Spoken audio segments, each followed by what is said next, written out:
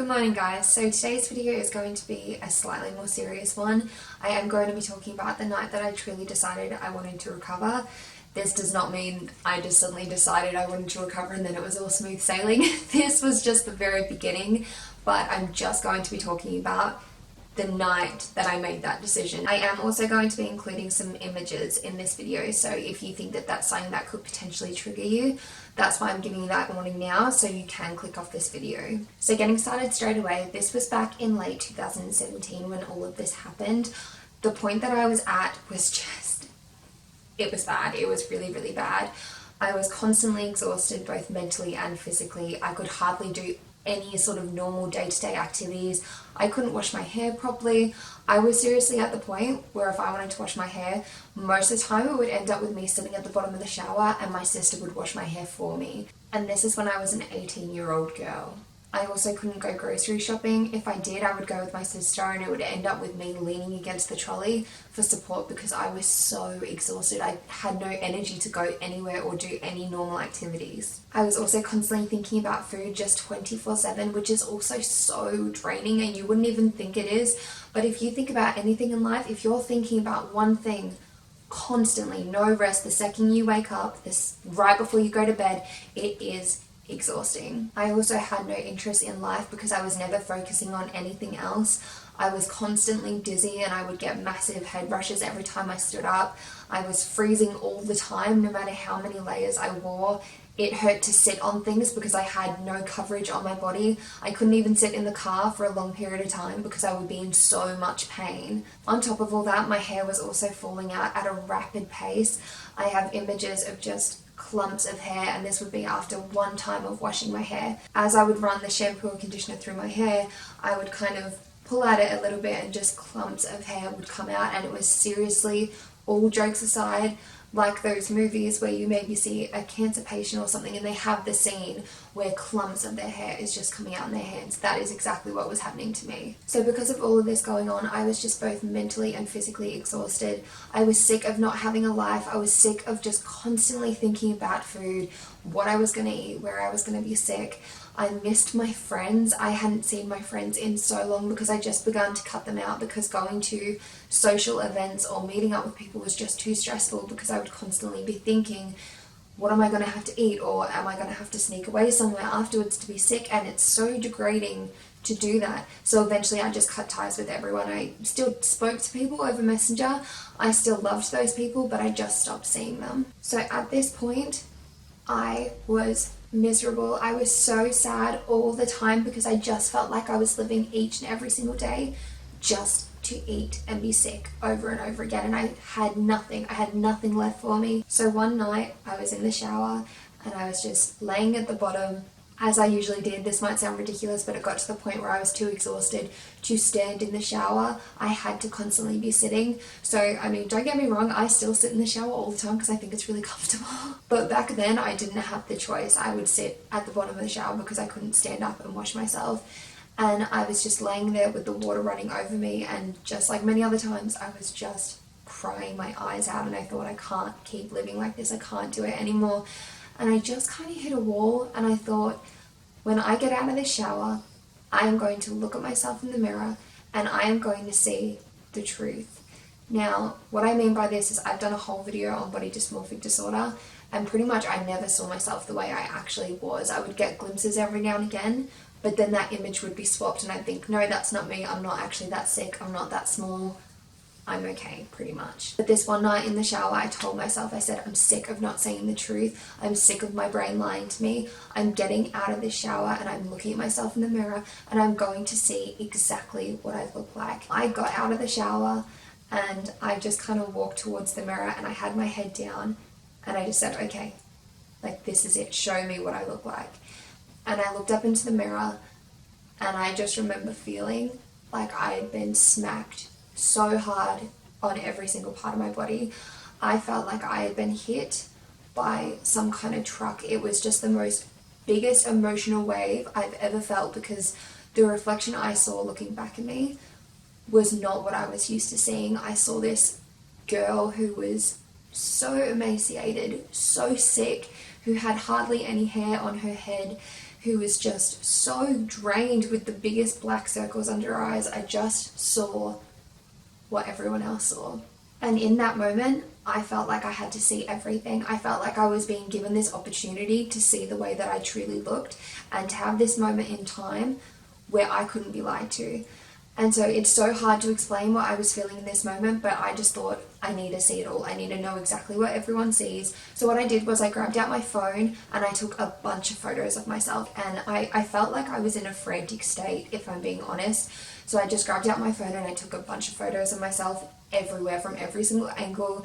And then I just sat on the floor in the bathroom and I looked at these photos and I just cried.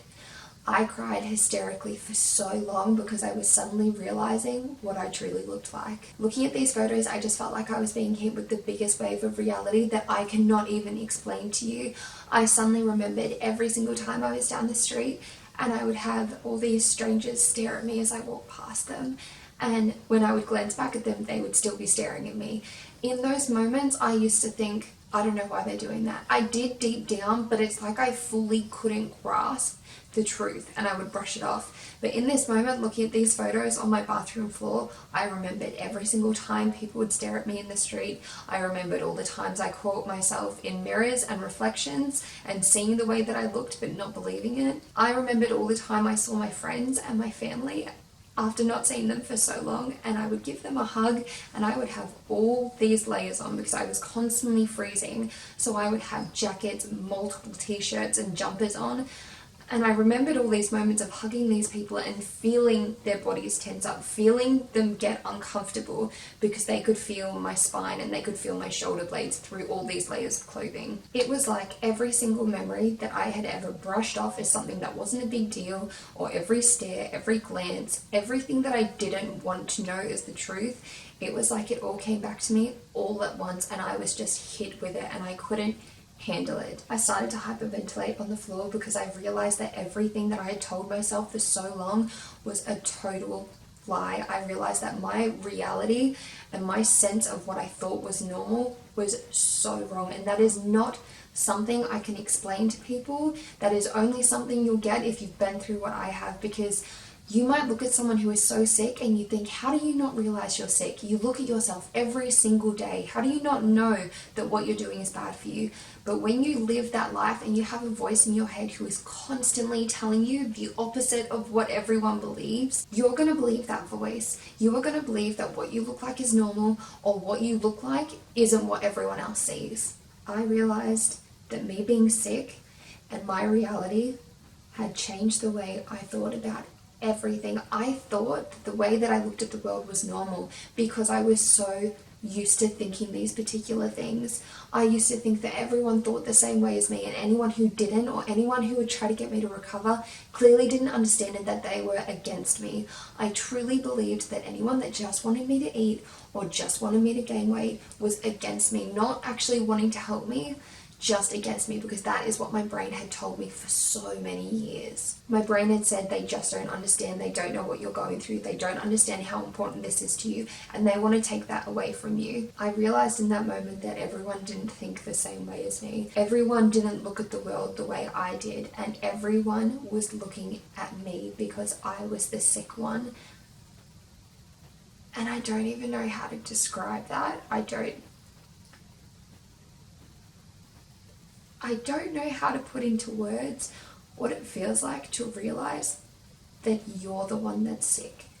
Everything you think is wrong. Everything you believe is wrong because you're the sick one. Everyone else has been right the entire time, and everything in your head is wrong. This is the thoughts that you have from the second you wake up in the morning to the moment you go to bed. This is who you believe you are. And to suddenly realize that everything you thought was wrong because you were so sick is really scary.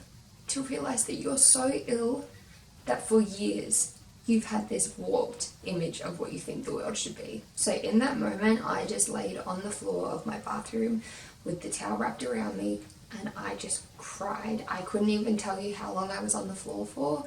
I just remember crying for so long. I didn't feel like a person anymore. Having all of this hit me, and suddenly realizing how sick I was just drained me. I felt like I had nothing. I didn't even feel like a human in that moment. I just felt like a being, or just a body, or in that case, I honestly just felt like a skeleton on a bathroom floor. So in that moment, I knew the only thing I could do for me was start praying. So I prayed. I couldn't tell you what I said. I couldn't tell you what I was thinking. I just remember praying and crying out to God and saying, just help me. Like, I see it, I see the truth, and I don't know where to go from here. And I just kept praying until eventually I began to feel a sense of peace. And I can't describe what that was like. It was almost like I felt like I started to dream, and I just felt peaceful. And then it was in that moment I actually felt like I was being given a choice.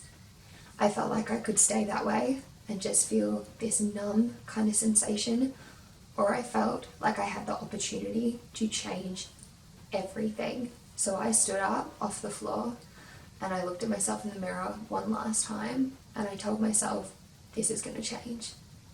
I know it's going to be hard. I don't even know if I'm going to make it, but I'm going to try. And it was in that moment where I fully realized that I wanted to recover.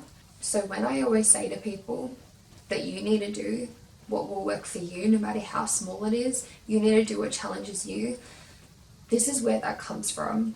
Because the next thing that I did, which is going to sound so ridiculous to so many people, but I went into my kitchen and I grabbed a pear and I went back to the bathroom and I looked at myself and I said, this is the beginning and this is going to change.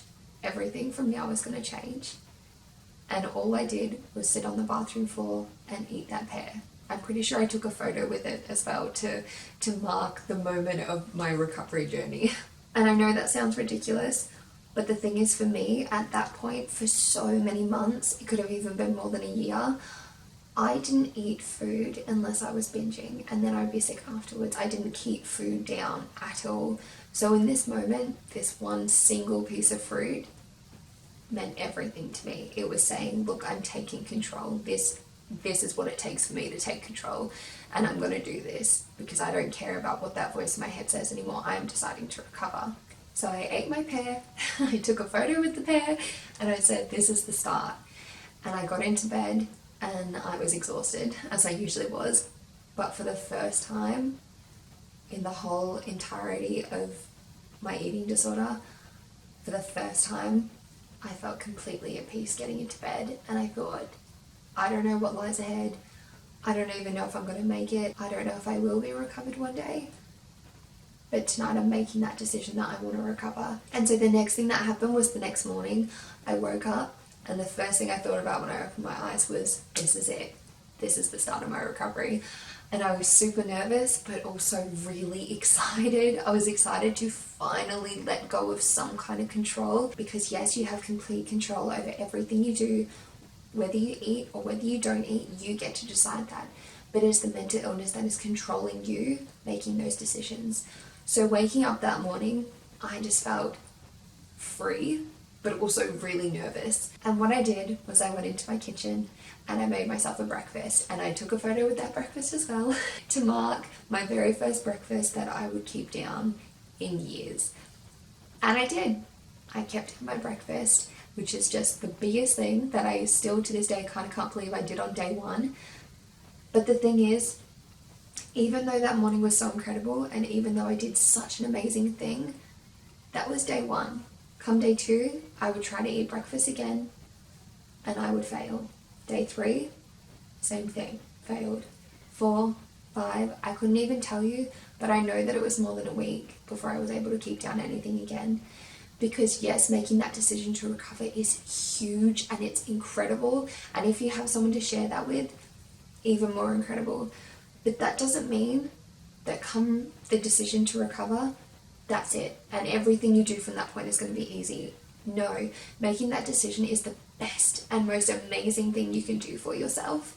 But then you also have to accept and give yourself credit because it is going to go up and down from that point on, and that's okay because that's what recovery is. So guys, that is the end of today's video. I hope you enjoyed it. I know it was quite serious and I did get a little bit emotional, but I feel like I did a pretty good job, you know, like I didn't get too crazy. And I also hope that something that I've said today has maybe stuck with someone. Maybe something I've said has made you think, maybe I could recover. Just maybe. You don't have to do it today. You don't even have to do it in a week. You don't even have to do it in 1 month. But if you keep thinking about recovery, I guarantee you're going to get a little bit excited after a while.